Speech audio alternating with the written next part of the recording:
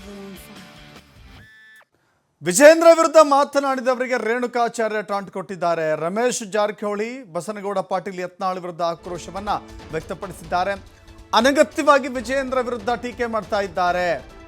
Yatnal 3 label ಇಟ್ಕೊಂಡಿದ್ದಾರೆ. ಒಂದು ಉತ್ತರ ಕರ್ನಾಟಕದ ಹುಲಿ ಅನ್ಕೊಂಡಿದ್ದಾರೆ, ಆದರೆ ಅಭಿವೃದ್ಧಿ ಮಾಡಿದ್ದಾರಾ? ಯತ್ನಾಳ್ 3 ಮುಖವಾಡ ಹಾಕ್ಕೊಂಡಿದ್ದಾರೆ. ಅವರ ಸ್ವಾರ್ಥಕ್ಕಾಗಿ ಅವರ 3 ಮುಖವಾಡ ಕಳಿಸಿದೆ. ರಾಷ್ಟ್ರೀಯ ನಾಯಕರು ನಿಮ್ಮನ್ನು ಒಪ್ಪಿಕೊಳ್ತಾರಾ?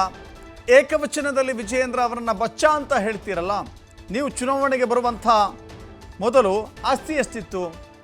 ಯತ್ನಾಳ್ ರಮೇಶ್ ಜಾರಕಿಹೊಳಿಗೆ ರೇಣುಕಾಚಾರ್ಯ ಪ್ರಶ್ನೆ ಮಾಡಿದ್ದಾರೆ.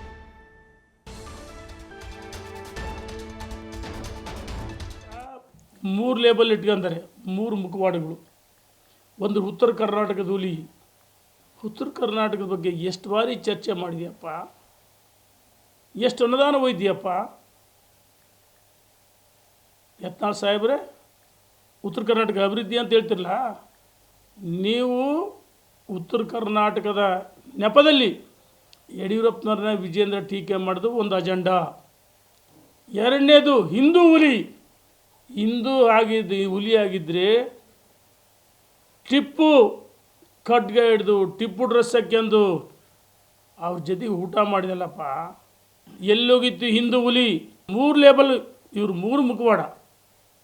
ಪಂಚಮಶಾಲಿ ಸಮಾಜ ವಿರುದ್ಧ ನಾನು ಮಾತಾಡ್ತಲ್ಲ. ಈ ವ್ಯಕ್ತಿಗತವಾಗಿ ಸಮಾಜವನ್ನು ದುರ್ಬಳಕೆ ಮಾಡಿಕೊಂಡ್ರು. ಉತ್ತರ ಕರ್ನಾಟಕ ಹೆಸರು ಹೇಳಿದರು, ಹಿಂದುತ್ವ ಹೆಸರು ಹೇಳ್ತಾರೆ.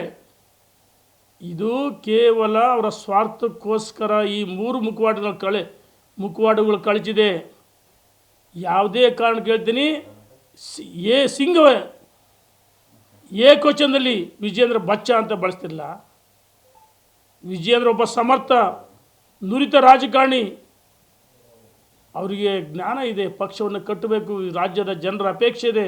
ಭಾರತೀಯ ಜನತಾ ಪಾರ್ಟಿ ಅಧಿಕಾರಕ್ಕೆ ತರಬೇಕು, ಜಿಲ್ಲಾ ಪಂಚಾಯತಿ ತಾಲೂಕು ಪಂಚಾಯತಿ ಅಧಿಕಾರಕ್ಕೆ ತರಬೇಕಾದ್ರೆ ಮಾಜಿ ಸಚಿವರ ಶಾಸಕರ ಸೋತವರು ಸಭೆ ಕರೆದಾಗ ಈ ಮುಖವಾಡಗಳು ಇಟ್ಕೊಂಡು ತನ್ನ ಸ್ವಾರ್ಥಕ್ಕೋಸ್ಕರ ವಿಜೇಂದ್ರ ಭ್ರಷ್ಟ ಅಂತ ಹೇಳ್ತಾರೆ. ಆಯಿತು, ನೀವು ಅಧಿಕಾರಕ್ಕೆ ಬರೋಕ್ಕಿಂತ ಯತ್ನಾಳ್ರೆ ನಿಮ್ಮ ಆಸ್ತಿ ಏನಿತ್ತು, ಏನೇನಿತ್ತು? ನೀವು ತಾನೇ ದೊಡ್ಡ ಭ್ರಷ್ಟರು. ಏನು ಮಾಡಿದ್ರೆ ವಿಜೇಂದ್ರ ಭ್ರಷ್ಟಾಚಾರ ಮಾತಿರ್ತಾರೆ, ಅವ್ರ ಅಪ್ಪನ ಜೈಲಿಗೆ ಕಳಿಸ್ತೀನಿ ಅಂತ ಹೇಳ್ತಾರೆ. ಯಡಿಯೂರಪ್ಪನವ್ರ ಬಗ್ಗೆ ಇಡೀ ಕುಟುಂಬ ಭಾಳ ಗೌರವದಿಂದ ನಡ್ಕೊಳ್ತಾರೆ. ಅವರು ಹೊರಗಡೆ ಒಂದು ಒಳಗಡೆ ಒಂದಲ್ಲ. ಆದರೆ ನೀನು ಗೋಮುಖ ವ್ಯಾಘ್ರ, ಇದನ್ನು ನಿಲ್ಲಿಸ್ಬೇಕು.